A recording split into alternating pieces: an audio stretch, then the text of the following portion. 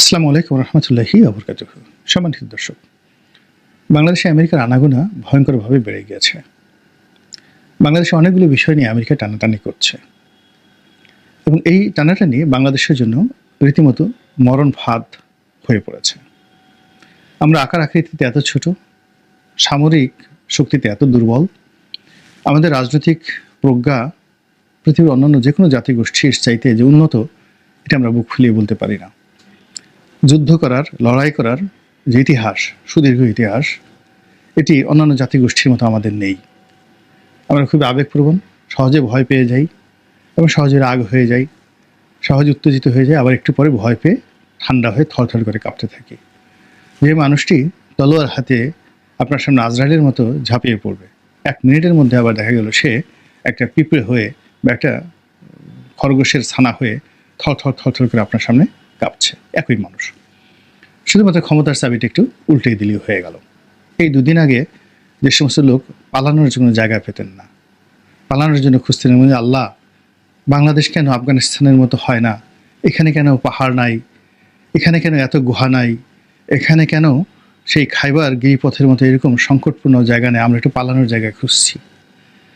তো এরকম পালানোর জন্য যে সমস্ত লোক আল্লাহর কাছে দোয়া দরুদ পড়তেন, সেই সমস্ত লোক এখন যে দম্ভ দেখাচ্ছে, সে দম্ভ দেখে আল্লাহর আরশ পর্যন্ত কেঁপে উঠছে যে আল্লাহ বলছে, এ কি বান্দা, এইরকম নাফরমান, এরকম বান্দাতে কখনো দেখিনি যে তুই 2 দিন আগে সকাল বিকেল লা ইলাহা ইল্লা আনতা সুবহানাকা ইন্নী কুনতু মিনাজ জালিমিন এগুলো পড়ে তুই কেঁদে কেঁদে ভাষাতে যে আল্লাহ প্রাণ ভিক্ষা দাও, বেঁচে থাকতে চাই, একটু পালানোর সুযোগ দাও, আর কিছু চাই না, একটু পালানোর সুযোগ দাও। সেই লোকগুলো এখন হঠাৎ বের হয়ে, সে মহাবীর হয়ে বলতেছে যে পাল্লে আয়, আমার সাথে যুদ্ধ কর, এইরকম কথাবার্তা। তো এরকম আমাদের যে অভ্যাস, খুব হঠাৎ করে বীর হয়ে যাওয়া, আবার হঠাৎ করে কাপুরুষ হয়ে যাওয়া, ডান্ডা পেলে আব্বা আব্বা করা, আর ডান্ডার বাইরে গেলে বলে যাই তোর বাপের নাম কি রে, তুই কে, তোর নাম কি, তোকে তো চিনি না, এই সমস্ত কথাবার্তা।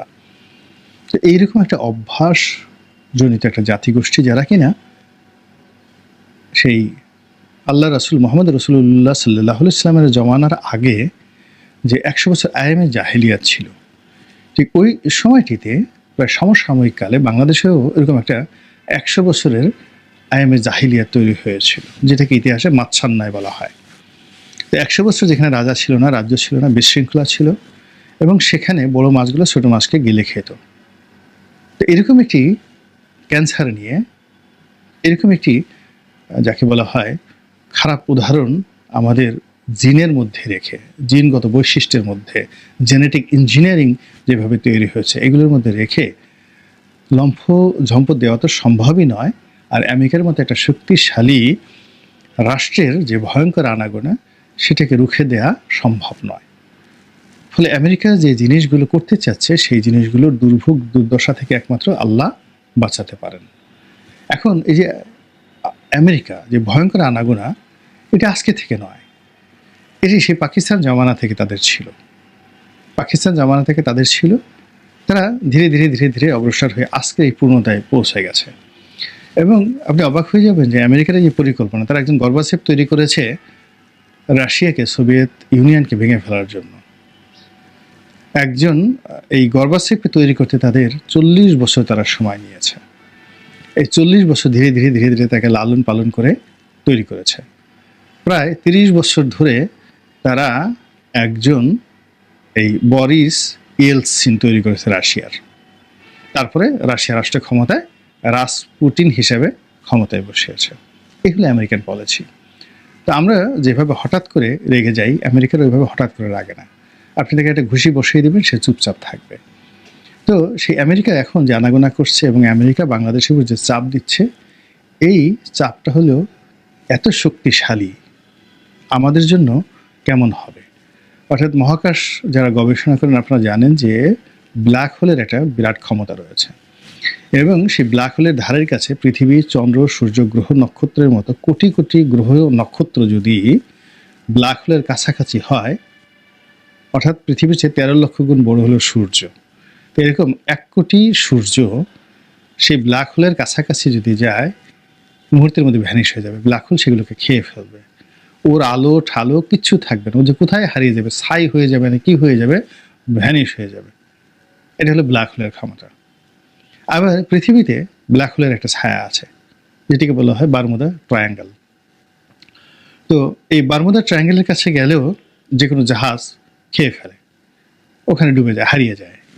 আকাশে বারমুদা ট্রায়াঙ্গেলের উপর দিয়ে যত উপর দিয়ে আপনি প্লেন যান না কেন, ওই প্লেনকে আর খুঁজে পাওয়া যায় না। এই জন্য জাহাজ এবং আকাশপথের যে বিমান, তারা এই বারমুদা ট্রায়াঙ্গেল এটাকে অ্যাভয়েড করে।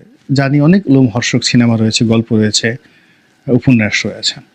এখন বাংলাদেশের যে অবস্থা, তার সঙ্গে আপনি যদি চিন্তা করেন একটা ছোট মানে কি বলবো মানচিত্র, ছোট দেশ, এটাকে আপনি ব্ল্যাক হোলের কাছে সূর্য যদি যত ছোট, ওটা সূর্যের তুলনা করেন, ব্ল্যাক হোলের কাছে যদি আপনি সূর্য নয়, গ্রহ নয়, নক্ষত্র নয়, ক্ষুদ্র আপনি চিন্তা করেন যে বাংলাদেশের একটা সেই রাজু ভাস্কর্য যত ছোট, তদ্রূপ আমেরিকাকে যদি আপনি একটা ব্ল্যাক হোল চিন্তা করেন, সেক্ষেত্রে বাংলাদেশ এই রাজু ভাস্কর্যের চাইতেও তারা ছোট। অর্থাৎ আমেরিকার আগ্রাসনটা মোকাবেলা করার মতো অবস্থা আমাদের, এই আমাদেরকে হারিয়ে যেতে হবে, মুহূর্তের মধ্যে হারিয়ে যেতে, ব্ল্যাক হোলে, আমেরিকার ব্ল্যাক হোলে হারিয়ে যেতে হবে। তো সেই আমেরিকা আমাদের উপর এখন চাপ প্রয়োগ করছে, আনাগোনা করছে, এবং তারা তাদের ঈপ্সিত লক্ষ্যে এবং কাঙ্ক্ষিত গন্তব্যে পৌঁছতে চাচ্ছে বাংলাদেশের উপকূল, মহীসোপান, সমুদ্র, বে অফ বেঙ্গল যেটাকে আমরা বলি সেটি, সেন্ট মার্টিন দ্বীপ, এবং সর্বোপরি এই মানচিত্র ব্যবহার করে। কি করবেন একমাত্র আল্লাহ জানেন। দ্বিতীয়ত চীন, মহাশক্তিধর দেশ। চীনকে নিয়ে ভয় হলেও চীন এই বাংলাদেশ বিশাল এলাকা প্রায় 200 বছর তারা দখল করে রেখেছিল। আপনারা কুষাণ রাজ কনিষ্কের নাম শুনেছেন, কুষাণ রাজবংশ, তারা মূলত চৈনিক, চীনা জাতি। তো ওনারা বাংলাদেশের অঞ্চলে এসে পূর্ব ভারতের একটা বিশাল রাজবংশ প্রতিষ্ঠা করেছিল এবং 200 বছরের মতো এই এলাকা দখল করে ফেলেছিল। ফলে চীনকে এখন যেভাবে চোঁয়া চোঁয়া করে কথা বলতে শুনেন বা নিহাও নিহাও বলে কথা বলতে শুনেন, নট লাইক দ্যাট। এদের মধ্য থেকে যে যোদ্ধা জাতি তৈরি হয়েছে, এদের মধ্য থেকে যে সভ্য জাতি তৈরি হয়েছে, এদের মধ্যে যে অসভ্যতামি তৈরি হয়েছে, এই বেইজিংয়ে বসে এখন যেটার আদি নাম পিকিং ছিল, এটার যে গোড়াপত্তন কারা করেছে? মঙ্গলরা, হালাকু খান, চেঙ্গিস খান, কুবলাই খান, মঙ্গে খান, তারা করেছে। তাদের হাতে মূলত আজকের যে আধুনিক চীন, এই আধুনিক চীন তাদের হাতে প্রতিষ্ঠিত। এই যে গ্রেটার চীনকে ঐক্যবদ্ধ, এর আগে চীন এইভাবে ঐক্যবদ্ধ ছিল না। চীন অন্ততপক্ষে 100-150 ভাগে বিভক্ত ছিল। এখানে জার্মানির উপনিবেশ ছিল, ফ্রান্সের উপনিবেশ ছিল, জাপানের উপনিবেশ ছিল, ইংল্যান্ডের উপনিবেশ ছিল। মানে যাদের একটু ক্ষমতা ছিল সবাই চীনকে নিজেদের মতো করে ভাগাভাগি করে নিয়েছে। তো সেই চীন, ঐক্যবদ্ধ চীনে তারা দুজন লোককে মহানায়ক মনে করে। আজ থেকে 5000 বছর আগে তাদের একজন সম্রাট ছিলেন, শি হুয়ানটি, যিনি চীনকে প্রথম বৃহত্তর পরিসরে ঐক্যবদ্ধ করেছিলেন, কিন্তু আজকের চীনকে নয়। আজকের চীনের ধরেন অর্ধেকটার মতো এলাকা তিনি ঐক্যবদ্ধ করেছিলেন। এবং ওই যে বিখ্যাত যে টেরাকাটা আর্মি, চীনের যে টেরাকাটা আর্মি, ওই তার জমানাতে তৈরি হয়েছিল। সম্রাটের নাম শি হুয়ানটি, এবং he is suppose to call the first emperor of China. দ্বিতীয়ত তারা চেঙ্গিস খানকে এবং কুবলাই খানকে তারা খুবই সম্মান করে। চেঙ্গিস খান দখল করেছে, বেইজিং জ্বালিয়ে দিয়েছে, আবার বেইজিংকে তারা গঠন করেছে। এবং তারা যে রাজবংশ প্রতিষ্ঠা করেছে, সেই রাজবংশ প্রায় 200 বছর এই পুরো চীনকে যে ঐক্যবদ্ধ করে গেছে, সেই চীনই এখন বিশ্বের পরাশক্তি। তো কাজেই আপনি যদি এই চীনের শক্তি চিন্তা করেন মঙ্গল খানের যুগে, তখন একদিকে কুবলাই খান মধ্যপ্রাচ্য পুরো এলাকা দখল করে ফেলেছেন। তলুই খান তিনি পুরো মধ্য এশিয়া দখল করে, মানে আজকে রাশিয়া এই অঞ্চল দখল করে পুরো ইউরোপে তিনি রীতিমতো কাঁপন সৃষ্টি করে ফেলেছিলেন। চেঙ্গিস খান নিজে একেবারে ভারত পর্যন্ত তিনি চলে এসেছিলেন। তো কাজেই সারা পৃথিবীতে 200 বছর ধরে চীনারা যে ভূমি তারা দখল করে রেখেছিল, যে সাম্রাজ্যবাদ তারা দখল করে রেখেছিল, এবং এখনো পর্যন্ত তাদের যে রক্ত রয়েছে পুরো গ্রেটার সোভিয়েত ইউনিয়নে, তাদের যে রক্ত রয়েছে ইরানে, এবং তাদের যে রক্ত রয়েছে তুরস্কে এবং ইরানের যে ইলখানি বংশ, যারা প্রায় 3 থেকে 400 বছরের তুরস্ক এবং যাকে বলা হয় যারা সরাসরি হালাকু খানের বংশধর। হালাকু খানের বংশধররা পরবর্তী ইসলাম ধর্ম গ্রহণ করেছিলেন এবং তাদের উপাধি হয়েছিল ইলখানি বংশ। তো কাজেই আজকের তুরস্ক, আজকের ইরান, আজকের মধ্যপ্রাচ্য এটা চীনের দখলে ছিল। ভারতবর্ষের একটা বিরাট অংশ, যেটাকে উত্তর ভারত বলা হয়, এটা 200 বছর চীনের অধীন ছিল।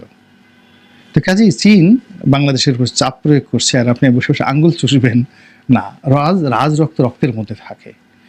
রাজার বংশ ও সারা জীবন রাজাই থাকে, ফকিরের বংশ সারা জীবন ফকিরই তারা করতে থাকে, ভিক্ষা করতে থাকে। এই জন্য পৃথিবীর অনেক জাতিগোষ্ঠী আপনি দেখবেন এরা কোনোদিন রাজা হয়নি, এরা কোনোদিন সাম্রাজ্যবাদী শক্তি হয়নি। আর পৃথিবীর 3 থেকে 4টি শক্তি ঘুরে ফিরে তারাই পৃথিবী শাসন করেছে। জার্মান জাতি, চীনা জাতি, আরবরা, তারপরে এই যে তুর্কি জাতি, তারপর আপনারা মনে করেন যে এই যে রোমানরা, এই রোমানরাই কিন্তু পরবর্তীতে ইংরেজ হয়েছে। মানে এই যে ইটালির এখন যারা আছে রোমান সাম্রাজ্য। তাহলে এখন দেখুন সারা পৃথিবীতে পারস্য ডাইনেস্টি, পার্সিয়ানরা, চীনারা, মানে ইউরোপীয় মঙ্গলরা, তারপরে শেষে তার্কিশরা, এরকম কয়েকটা রাষ্ট্র এবং পরবর্তীতে ইউরোপিয়ান বলতে এই রোমানরা পৃথিবী শাসন করেছে। এবং এই রোমানদের অপভ্রংশই হলো আমেরিকা। আমেরিকা নতুন কিছু নয়, আমেরিকা তো সারা পৃথিবী থেকে লোক গিয়েছে, ওখানে গিয়ে তারা একটা কমিউনিটি গঠন করেছে এবং সেই কমিউনিটির মেজর রক্তটা হলো রোমান রক্ত। তো কাজেই ঘুরে ঘুরে আপনি চিন্তা করেন যে বাংলাদেশে আমেরিকান যারা আসছে তারা রোমান রাজবংশ, ইংলিশ রাজবংশ, তাদের প্রতিভূ। চীনাদের ইতিহাস তো বললাম, সেটা বাংলাদেশ এখন সেই তাদের চাপ ভোগ করতে হচ্ছে। এবং এই চাপ যে দখলে যাবে না, এই চাপ যে সাম্রাজ্যবাদী নীতিতে যাবে না, এটা যারা জানেন না বা বিশ্বাস করতে চান না তাদেরকে আমি বলবো কুষাণ রাজবংশের ইতিহাস পড়ার জন্য। তৃতীয়ত, ভারত। আবহমান কাল থেকে ভারত আমাদেরকে শাসন করেছে। তো ভারত আমাদেরকে শাসন করেছে শত শত বছর ধরে, সে ভারতও নিদারুণ চাপের মধ্যে রেখেছে। এখন এই চাপ আমার কাছে মনে হয় না যে গত 100-200 বছরে এই অঞ্চলের উপর পড়েছে। ভারত যে চাপ দিচ্ছে, আবার পাকিস্তানও কিন্তু বসে নেই। আপনি পাকিস্তানের যে সভ্যতা, মহেঞ্জোদারো এবং সিন্ধু সভ্যতা, এই সভ্যতার যে অংশ, মানে বালুচ, আফগানিস্তানের বিরাট অংশ, পাঠান, মানে এদের যে বীরত্ব এবং এদের যে রাজ রক্ত, যারা